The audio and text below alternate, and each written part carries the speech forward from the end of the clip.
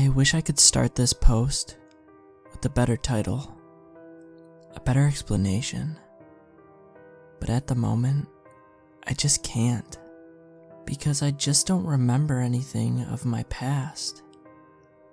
I woke up a few days ago in a dimmed green room with wires hooked up to a machine, and hearing voices talking about me, but unable to understand what they were saying.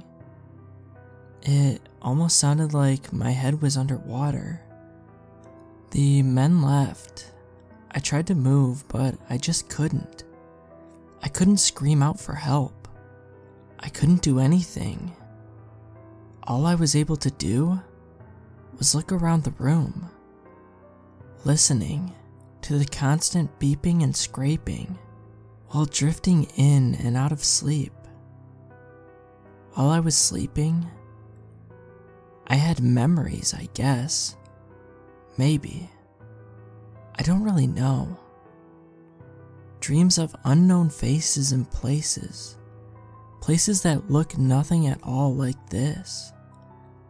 I do know that I woke up from one dream to a scream so loud it made my heart beat right out of my chest. I knew I needed to try and force myself to escape. I forced myself to move off of the table and landed with a crash onto the cold floor. I panicked and looked towards the doorway. No one was coming.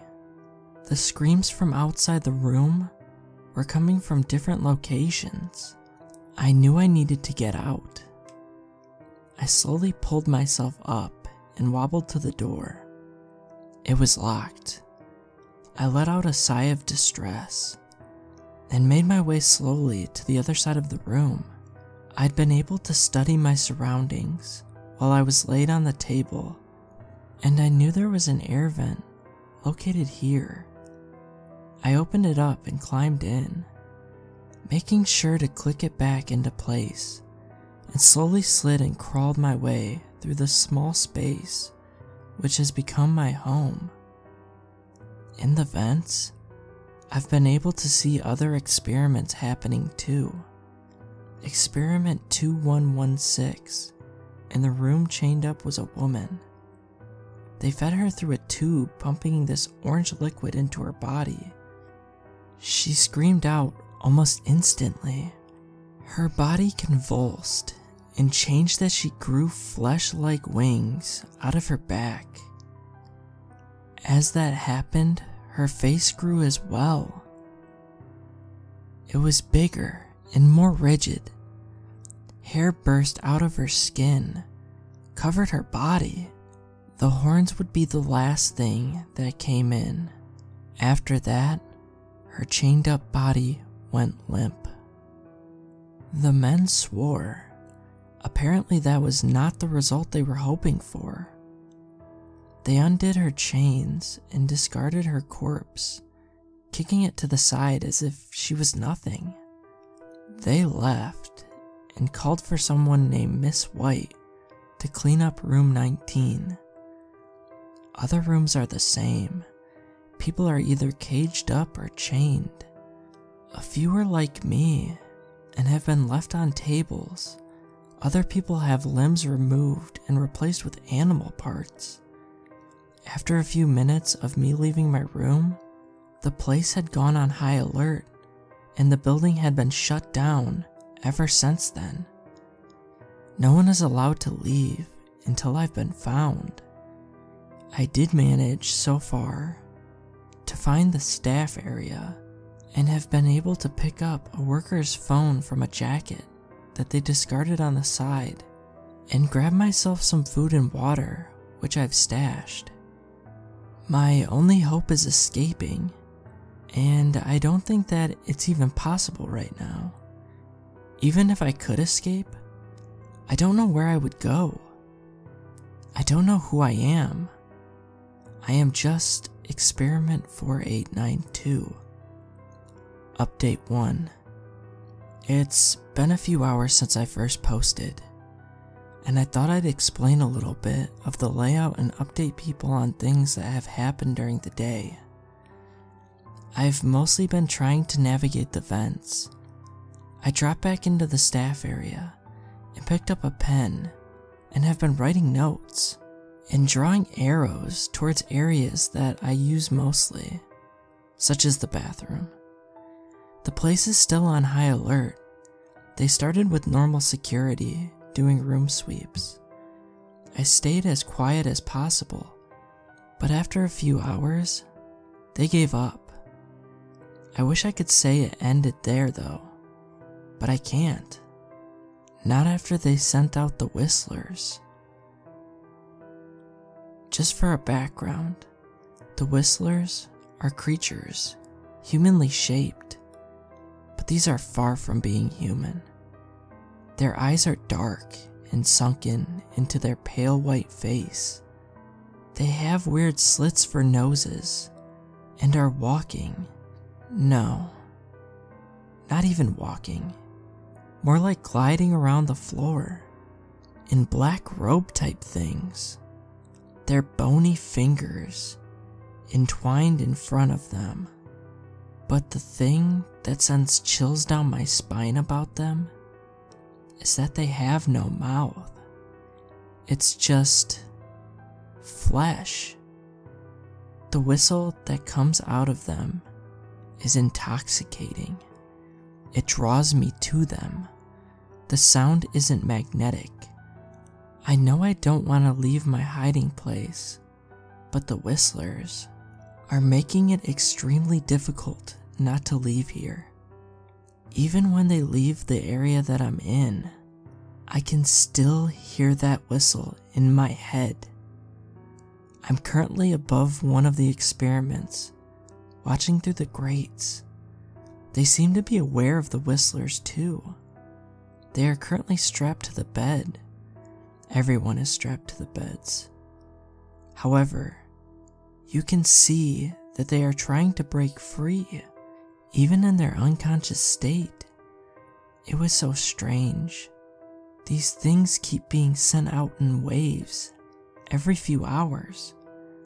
At the moment, they've been silenced as they keep messing with the other experiments.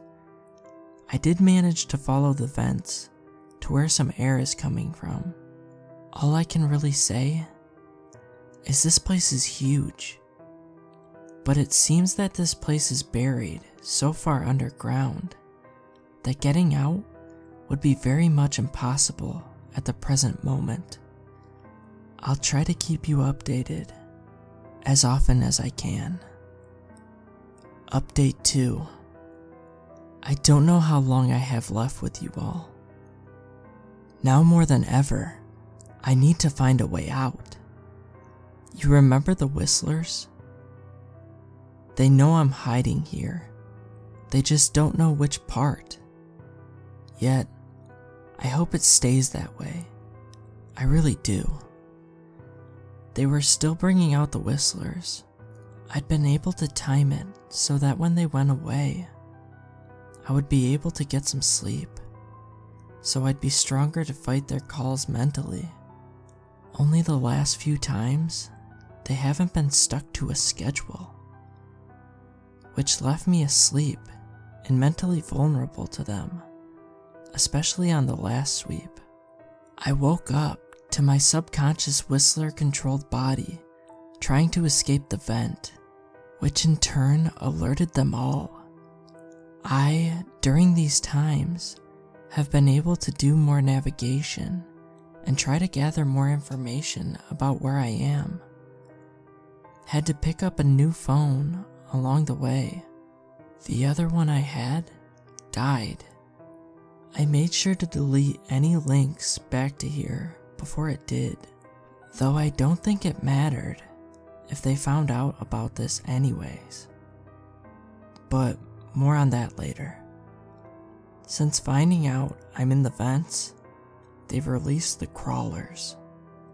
The crawlers, from what I've gathered so far, are blind and are relying very much on taste and sound. Their heads are cocked back listening for any movement. I'm trying to be as quiet as I can, while attempting to move away from them. These creatures are fast. Faster than me. I know if I make a mistake, I'm dead. I saw how deadly these things can be. One crawler hit themselves on their side. The rest let out a screech before all moving forward towards the noise. He was ripped apart in seconds. I don't want to die like that. In fact, I don't want to die at all. However, the likelihood of my escape, if I'm being honest, it just seems impossible. I'm so far underground with no hope. And even if I did escape, where would I go? I don't know who I am, where I'm from, or what I am.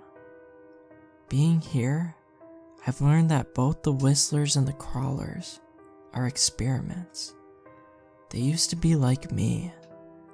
That also means any one of us down here can be made into one of these things. I also overheard a conversation a few of the workers were having about the time another experiment managed to escape, that they made sure nothing else would ever be able to escape, including me. That's if I wasn't dead yet before they found me. I'd definitely be dead soon. They also spoke about how they found the one that did escape a few weeks later. It had destroyed a town. He then continued with saying that the town's very existence had been wiped clean of any outside knowledge. That no one up there even knew it was there. That they have the ability to change people's thought processes on a mass scale. That they've been doing it for years. Apparently, sometimes people up there remember things differently, or think that something was something else.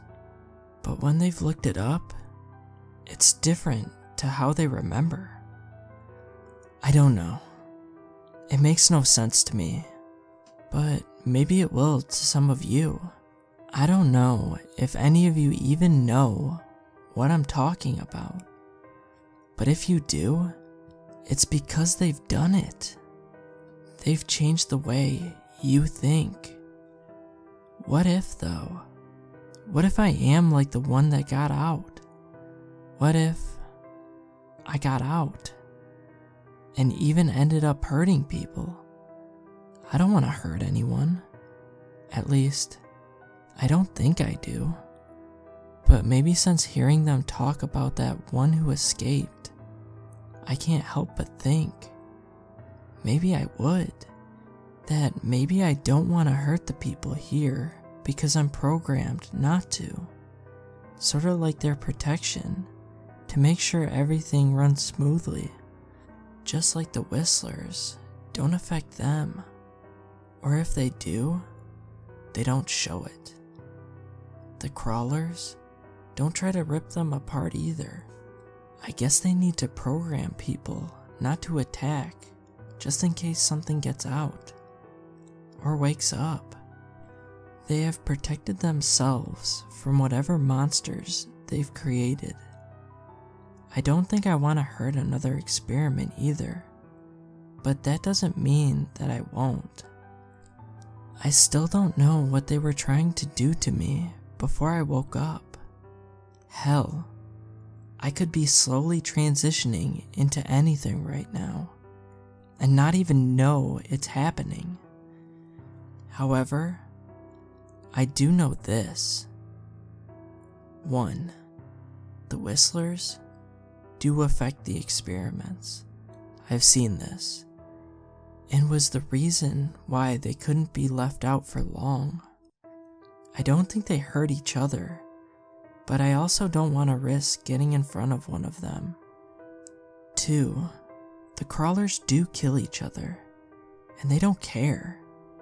As long as it makes a noise, Obviously, the white coats can make as much noise as they want, though a few people are trying to speak in hushed voices and keep as quiet as possible. I guess even they are on the edge. I sort of don't blame them for it, especially after seeing how they killed their own. 3. Everything is in an experimental process, that they have a sort of mind control over all of us, or at least from what I've seen, most of us. What I don't know? 1. Will the crawlers kill me or another experiment the way they killed themselves? Or will they just alert the white coats and take me to them? I don't want to put that to the test, so I'm going to try and avoid that for as long as I can. 2. Other experiments? Are they hiding? What else will they send out trying to find me? 3. Can I even trust this form of communication if you guys reading this are also a part of these experiments? I mean, if the white coats have control of you without you even knowing, maybe you'd tell them where I was or how to get to me. Maybe one of you already has, but maybe you just don't remember doing it. Who do I trust? Update 3. A different voice appears. Let me begin by introducing myself to you all, without giving too much away, as I have to keep people safe, as well as myself. I am a doctor here at this facility. I can't say where it is, just that it is indeed underground. I believe you also knew that. This, for me, started off as a job helping the sick. At least that's what I was told. It's what a lot of my colleagues have also been told. And yes, at first, it was. We would help people with stem cell treatment, cure illnesses and diseases. Seriously, these people have a whole arsenal of medicines. Unfortunately, due to the nature of some of them, they remain hidden from society. As previously stated, I started out helping normal people. I didn't care where the research was coming from, or how I just assumed it was all above board, and I just went with it. Hell, I was saving lives. I never realized that this was how it starts. They suck you in, continuously willing you to process further in your career. Slowly, they pull you deeper into the hole. It's probably comparable to a pan of boiling water. If you touch the water when it reaches its boiling point, you burn. However, if you sit in that pan of cold water and it heats up gradually, you barely notice until it's too late. I was that person in the cold pan, and now, much like 4892, I don't know who I am.